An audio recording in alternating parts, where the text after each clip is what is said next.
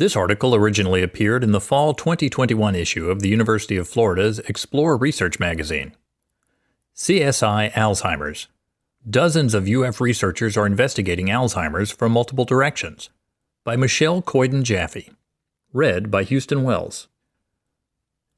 Growing up in the foothills of the Bavarian Alps, Stefan Prokop imagined he would follow in the footsteps of his father, a homicide detective.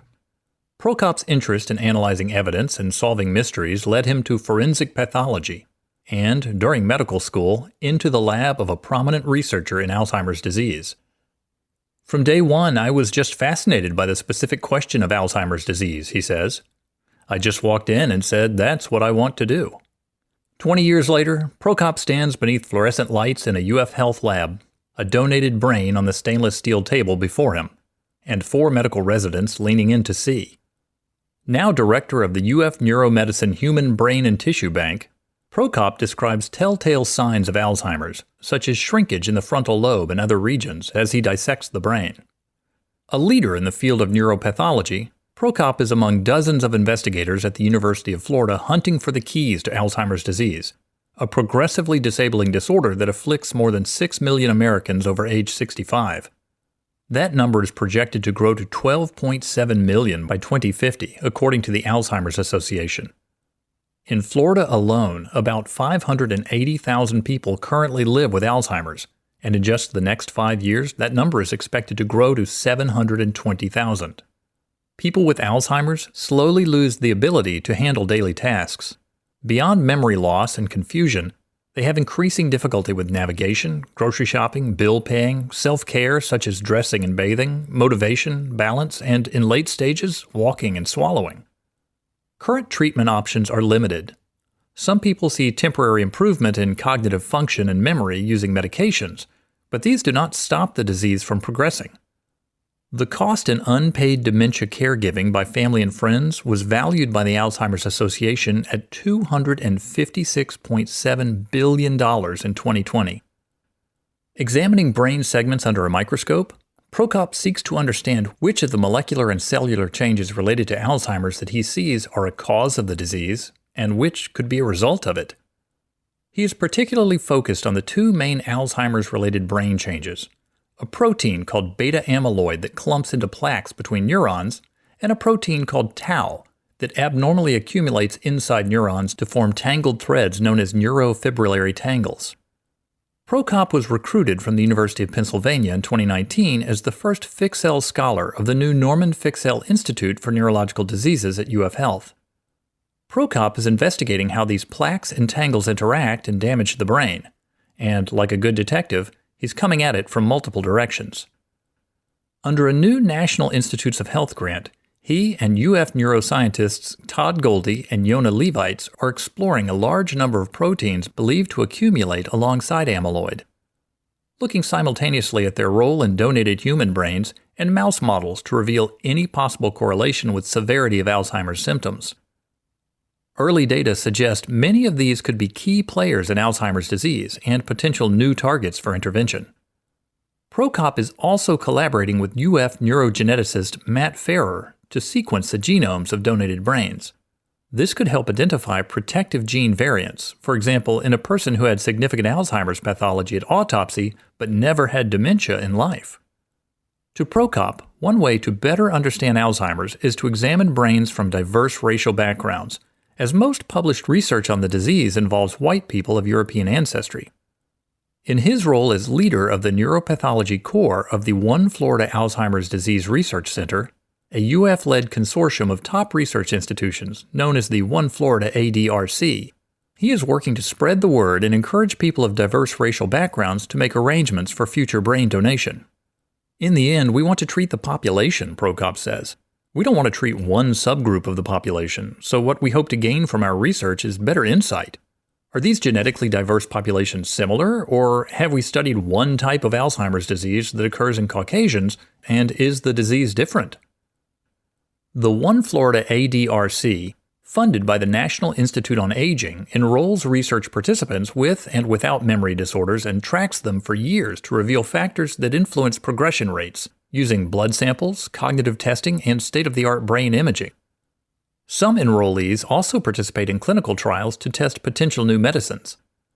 One focus that distinguishes the One Florida ADRC from 32 other such Alzheimer's disease research centers in the country is that over 60% of participants are Hispanic. We're hoping to make a major contribution to understanding Alzheimer's disease by understanding how it impacts diverse populations differently, says Goldie, director of UF's McKnight Brain Institute and principal investigator of the One Florida ADRC, which is a collaboration of over 40 researchers from UF, Mount Sinai Medical Center in Miami Beach, the University of Miami, Florida Atlantic University, and Florida International University. The clinical arm of the One Florida ADRC is tracking up to 600 study participants who are undergoing testing in a 5-year, $15 million project. Artificial intelligence will be used to combine all the data, behavioral, clinical, biological, and advanced neuroimaging biomarkers to predict future development of Alzheimer's, says UF neuroscientist David Valancourt, who leads the biomarker core for the study. The data will be available to Alzheimer's researchers nationwide. The focus on diversity extends to those who study the disease. Valerie Jors and Karina Alvinia are the first 2 scholars selected for the new ALS STARS program, which recruits and trains junior investigators from diverse racial, ethnic, and gender backgrounds, as well as from diverse locations and research interests. Goldie, an internationally known expert in the scientific understanding of Alzheimer's, describes the field's 30-year pursuit as humbling. Initial excitement over the first discoveries of Alzheimer's-related brain changes led to many trials of therapies that, despite sound scientific basis, have failed to alter the course of the disease. But with incremental successes in the lab, recent increases in federal and state funding, the passion of up-and-coming young researchers, and knowledge gained from past failures, he sees a future in which Alzheimer's can be both treated and prevented. Goldie says, "I'm optimistic that we're going to get there, but it's going to take some time. It's not going to be necessarily a linear path with one success after another, but we have learned enough from our failures that we're going to have new approaches." One place where those new approaches are evident is at UF's Center for Translational Research in Neurodegenerative Disease, where neuroscientists are creating new tools like unique mouse models. Stephen T. Dukoski, a renowned neurologist honored in 2020 with the Alzheimer's Association's Henry Wisniewski Lifetime Achievement Award, says, "At UF, we have some of the best basic science modelers who have devised mouse models that are widely used throughout the world. These models are yielding new insights into one of the big unanswered questions. How does beta amyloid talk to tau?" Goldie adds, "Current thinking is that amyloid pathology precedes tau in neurodegeneration, and nobody understands the link. But we think that these novel mouse models are beginning to more faithfully reproduce that crosstalk and may give us insights." UF neuroscientist Jada Lewis, in collaboration with investigators at the University of Minnesota and Harvard, has developed mice that express human tau that can be turned on and off like a light switch using the antibiotic doxycycline. This model has been cited in over 1,300 research papers according to the database Web of Science. Lewis, deputy director of the McKnight Brain Institute, says, "Mouse models are yet another tool in the arsenal of fighting against Alzheimer's disease. We exhaust every possibility we can through cell models because it preserves animal use and it's quicker and often cheaper. But there are some things you can't model in cell culture or on the computer, and that's the actual interaction between tau and amyloid pathologies and resultant behavioral problems." With funding from the National Institute on Aging and the National Institute of Neurological Disorders and Stroke, Lewis is working with fellow UF neuroscientist David Borschelt to produce new strains of mice that model the amyloid and tau pathologies characteristic of human Alzheimer's disease. Their newest models should significantly reduce the number of mice that researchers have to use in many of these complex studies, Lewis says. In general, the field thinks that amyloid comes first and then tau is downstream of that, Lewis says.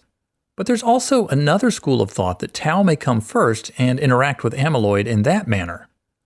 Pinpointing the timing could be instrumental in developing new treatments that interrupt the disease. Lewis and Borschelt are investigating what happens when tau pathology is turned on first, and, conversely, what happens when amyloid pathology is turned on first. They seek to answer the question, how does the timing affect the formation of global amyloid pathology often seen in Alzheimer's disease patients? Borschelt says, "We know there's a connection between the amyloid pathology and the tau pathology. If you have amyloid, tau pathology seems to be worse, more severe, or perhaps in different locations. What we're trying to understand is the connection between those two. In addition to modeling, Lewis's other main focus is on training the next generation of researchers who will take on the complexity of Alzheimer's and related dementias. She and 2 other UF scientists lead an NIH program to train postdoctoral fellows in clinical and translational research in Alzheimer's disease. The more people we get looking at it in different directions, she says, the better we'll be able to describe the disease and attack the disease. Among those looking at Alzheimer's from a different perspective is Malu Gamez-Tanzi, a prominent neuroscientist recruited to UF from Emory University in 2019 through the founding gift for the Norman Fixell Institute. Tanzi's research focuses on the roles of inflammation and the immune system in the development and progression of neurodegenerative diseases, including Alzheimer's. As humans age, she explains, our immune systems are less efficient and more vulnerable to potential exposures, leading in some cases to chronic inflammation as toxic proteins accumulate and aren't cleared from neurons. Tanzi is co-director of the Center for Translational Research in Neurodegenerative Disease. She says, "We believe that could be a result of aging, sluggish, or non-functional immune cells. The vacuum cleaners of the brain, the vacuum cleaners of your organs that keep the house tidy, become less competent as you get older." Meaning, she says, amyloid buildup could be a consequence rather than a cause of Alzheimer's. Tanzi believes Alzheimer's and other dementias are influenced by both genetics and environment, including variables such as diet, physical exercise, quality and quantity of sleep, and exposure to pesticides and pathogens. We know that a small percentage of cases for Alzheimer's and related dementias are strictly genetic, maybe 5 to 10%, she says. In one line of research in her lab, a high-fat, high-sugar diet resulted in an acceleration of amyloid buildup and immune dysfunction in mice genetically engineered for Alzheimer's pathology. The high-fat, high-fructose diet made everything worse, Tanzi says. It accelerated the whole timeline, which suggests that yes, having chronic inflammation in a setting where you are genetically predisposed is a bad thing. Her lab then tested an experimental drug on mice on a high-fat, high-fructose diet or a control diet. The drug, XPro 1595, is designed to reduce neuroinflammation. By selectively inhibiting an inflammation-causing protein called soluble tumor necrosis factor, or soluble TNF, in the gut and brain, the drug was able to reverse some of those changes in the stool microbiome, she says, referring to changes in bacteria and other microorganisms of the gut. We thought this was super interesting and may be important. It is a critical step showing that some immune system-targeted interventions have the potential to mitigate inflammation and prevent worsening, even when genetic predisposition increases risk, Tanzi says. XPro 1595, or pegipanerman, was co-invented by Tanzi before coming to UF, and it has been tested in a small early clinical trial in Australia led by the biotech company Immune Bio, for which Tanzi is a consultant. She also owns stock in Immune Bio. The trial was partially funded by a Part the Cloud award from the Alzheimer's Association. In the trial, the drug lowered brain inflammation, decreased nerve cell death, and improved synaptic function. The trial did not evaluate cognition. The next step will be a double-blind, multi-site Phase 2 trial to determine if control of neuroinflammation could have an impact on cognition. To better understand why some people get Alzheimer's disease, Glenn Smith and Steve Anton are studying those who managed to avoid it. The 2 clinical psychology researchers are co-principal investigators of the Over 90 study, which examines those who have remained cognitively healthy, despite in some cases having a genetic predisposition for Alzheimer's. The hope is that by revealing the secrets of so-called superagers, researchers can learn how to prevent Alzheimer's in others. 10 to 15% of people who die with Alzheimer's disease changes in their brain never developed dementia, Smith says. So how did they escape the cognitive effects of that pathology?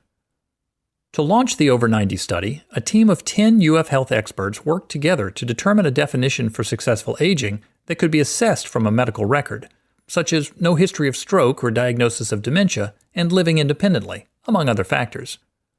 The team then ran an algorithm to tally such patients in the UF Health-based One Florida Plus Data Trust, a repository holding millions of anonymous electronic medical records. With de-identified medical record information, researchers may identify a cohort of patients who meet certain criteria, but they are not able to identify any specific individual. Then, under a process regulated by the UF Privacy Office and UF Institutional Review Board, which protects the rights of human research subjects, postcards were sent to potential study participants in Alachua County, and over 200 people responded and participated in a telephone screening, mental status test, and saliva test for genetics. That first stage of the study aimed to demonstrate that medical records could be used to create a large enough study set, and the results were encouraging. We've successfully enrolled over 100 older individuals at this point, and we're continuing to recruit, Anton says. Smith and Anton have collaborated with Ferrer, the neurogeneticist, who has completely sequenced the whole genomes of the first 20 participants to see what is revealed. They're also recruiting a second group of 85 to 90-year-olds using the same criteria. The next step is to work with partners at other institutions to design a large-scale, multi-site trial that would enroll 5,000 successful agers from across the country, including over 2,000 individuals who identify as African American or Hispanic. What we're trying to figure out, Smith says, is are there both genetic and lifestyle factors that protect people against cognitive decline? So we first need to figure out who are the people who avoided it. And then we could envision, in addition to collecting biological samples and looking for genetics, subsequently doing interviews to try and map out what aspects of physical activity and social engagement might distinguish these people. What things did they avoid? One thing is known for certain. People over age 90 are rare, Smith says, and people over 90 who have aged successfully are rarer still. Which is why the over 90 study has one final goal: to determine if there are specific activities, cognitive, physical, or otherwise, that could help these super-agers stay that way. To find more stories about the fascinating research underway at UF, visit explore.research.ufl.edu.